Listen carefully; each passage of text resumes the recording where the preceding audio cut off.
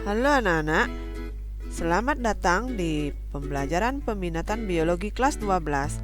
Pada kesempatan kali ini, kita akan belajar bersama mengenai anabolisme. Apa sih itu anabolisme? Anabolisme merupakan peristiwa penyusunan zat dari senyawa sederhana menjadi senyawa lebih kompleks yang berlangsung dalam tubuh makhluk hidup. Penyusunan senyawa kimia umumnya memerlukan energi, yaitu energi cahaya yang sering kita sebut sebagai proses fotosintesis, energi kimia yang sering kita sebut sebagai proses kemosintesis. Pertama kita bahas tentang fotosintesis. Fotosintesis terjadi pada sel-sel tumbuhan yang memiliki kloroflas. Ini adalah gambar struktur kloroflas. Sama seperti mitokondria, dia memiliki double membran. Itu ada membran luar, terus ada membran dalam. Di dalamnya ada kompleks membran-membran yang bertumpuk. Jadi kantong-kantong yang bertumpuk ini, satu kantongnya disebut dengan tilakoid. Sedangkan tumpukannya namanya granum. Ruang kosong ini disebut dengan stroma. Dalam proses fotosintesis, ia akan membutuhkan cahaya matahari dan karbon dioksida. Hasil dari fotosintesis itu akan menghasilkan oksigen dan glukosa, di mana fotosintesis terjadi dalam dua tahap, itu ada reaksi terang, di mana reaksi terang terjadi di tilakoid, sedangkan reaksi gelap itu terjadi di stroma. Pada reaksi terang ada tiga prosesnya, ada reaksi siklik, di mana reaksi siklik itu akan menghasilkan ATP, sedangkan reaksi non-siklik akan menghasilkan ATP dan NADPH, sedangkan fotolisis air akan menghasilkan O2. ATP dan NADPH2 pada reaksi terang akan digunakan dalam proses reaksi gelap. Hasil dari reaksi gelap itu adalah glukosa. Jadi, CO2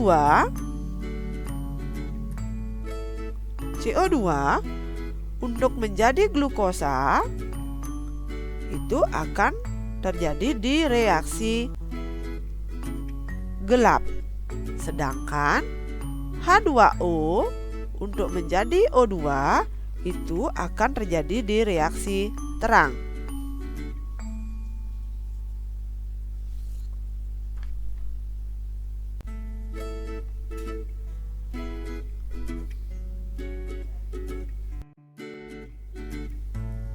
Reaksi terang.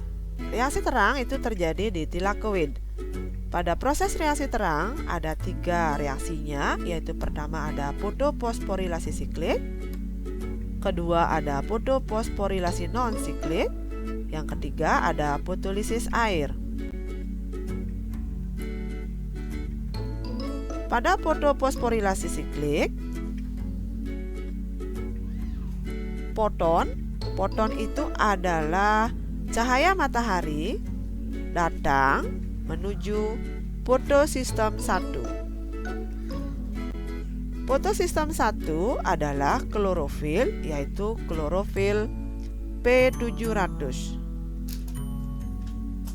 Kenapa klorofil P700? Karena dia peka terhadap cahaya matahari dengan panjang gelombang 700 nanometer.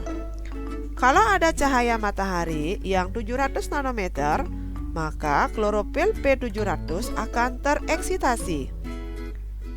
Klorofil P700 akan tereksitasi melepaskan elektronnya. Ini dia akan melepaskan elektronnya. Ingat, setiap pelepasan pasti akan menghasilkan energi. Setiap pelepasan itu akan menghasilkan energi. Jadi, elektronnya itu adalah elektron berenergi. Itu akan ditangkap oleh akseptor elektron di mana akseptor elektron itu banyak jenisnya. Di bawah nanti 2 elektron itu akan dibawa oleh akseptor elektron kembali ke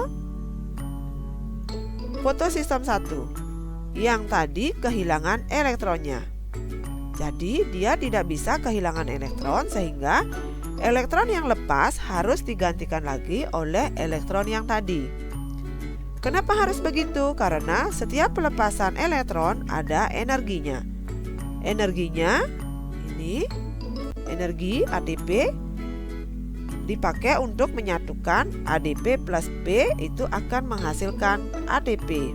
Jadi dari proses fotofosforilasi siklik itu akan menghasilkan ATP. Sekarang kita lanjut ke fotofosforilasi non-siklik. Fotofosforilasi non-siklik itu terjadi bersamaan dengan fotolisis air atau terjadi pemecahan air, di mana air H2O akan dipecah menjadi 2H+ dan 2 elektron ditambah oksigen. Nah, itu fotolisis air. Kita lanjut lagi masalah fotofosforilasi non-siklik.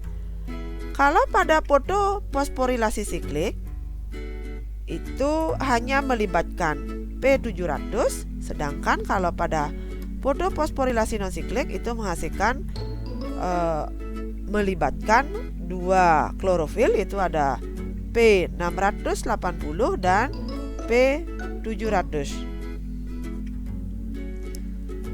Masing-masing klorofil ini, baik yang P700 dan P600, P700 dan P680 itu akan mendapatkan cahaya atau foton. Ini sama, foton cahaya akan datang menuju ke fotosistem 2 atau menuju P680. Maka setiap klorofil akan tereksitasi atau melepaskan elektron. Ini melepaskan dia elektron, ditangkap oleh akseptor elektron. Nanti dari P680 yang tereksitasi menjadi 2 elektron ini dibawa oleh akseptor elektron akan menuju ke P700 di fotosistem 1. Terus pasti kalian bertanya, di manakah dapat nanti P680 itu elektron? P680 itu dapat elektron dari proses fotolisis air, yaitu dari elektron ini. Nah, kalau di P700 sama dia klorofilnya akan mengalami tereksitasi atau melepaskan elektron, ditangkap oleh akseptor elektron, di mana ini akan merubah menjadi tereduksi menjadi NADPH+. Nah, dari hasil reduksi NADPH+ akan menghasilkan NADPH. Sama, dia pada P700 juga ada fotonnya, mendapatkan foton atau cahaya datang menuju P700. P700 akan tereksitasi atau melepaskan elektronnya. Elektron akan ditangkap oleh akseptor elektron. Akseptor elektron akan merubah menjadi NADPH2, tapi dia tidak akan kembali ke P700. Jadi hasil akhir dari fotofosforilasi non-siklik itu adalah ATP dan NADPH.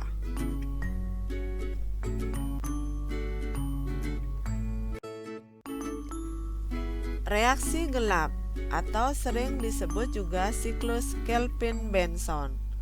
Nah, pada reaksi gelap itu terjadi 3 tahap, itu ada fiksasi, ada reduksi, dan regenerasi.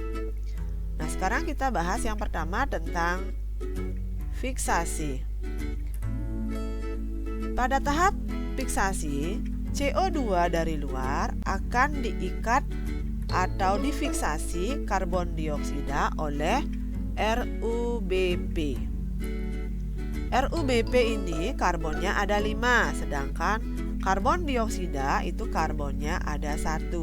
Jadi nanti akan terbentuk senyawa dengan 6 karbon yang belum stabil. Karena tidak stabil, maka dia akan dipecah menjadi 2 PGA atau bahasa Indonesianya disebut juga APG. APG itu adalah asam fosfogliseral. Nah, pada tahap pertama terjadi pengikatan CO2 oleh RUBP membentuk 2 APG. Itu tahap pertama.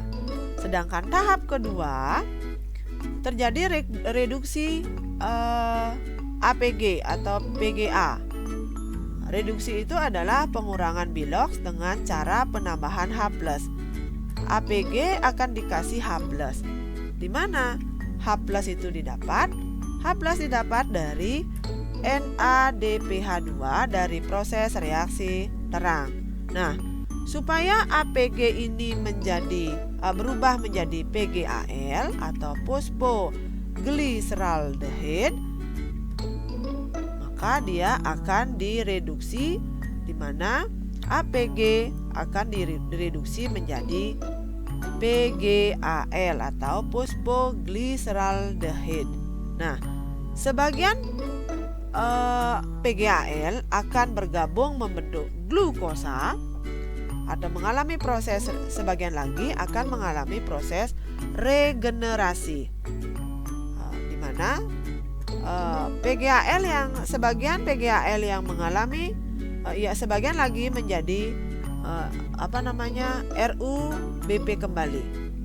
Itu ada 3 proses atau 3 tahap dalam reaksi gelap, yaitu ada fiksasi, reduksi, dan regenerasi. Pada fiksasi akan terbentuk CO2, terjadi pengikatan CO2 oleh RUBP membentuk 2 APG. Sedangkan tahap kedua di mana APG akan direduksi menjadi PGAL. Terus pada tahap ketiga PGAL itu setengahnya akan membentuk glukosa, sebagian lagi menjadi RUBP kembali. Begitu seterusnya terjadilah reaksi gelap. Jadi hasil akhir dari reaksi gelap itu adalah glukosa.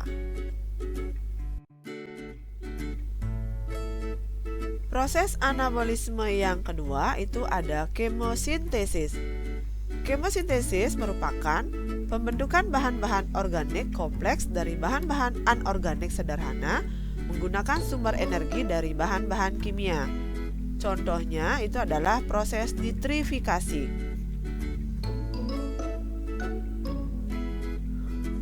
Proses nitrifikasi ini ada 2, ada nitritasi dan ada nitratasi. Proses nitritasi itu adalah perubahan senyawa amonia menjadi senyawa nitrit dengan bantuan bakteri Nitrobacter. Sedangkan nitratasi itu adalah perubahan senyawa nitrit menjadi senyawa nitrat dengan bantuan bakteri Nitrosomonas. Perbedaan fotosintesis dan kemosintesis.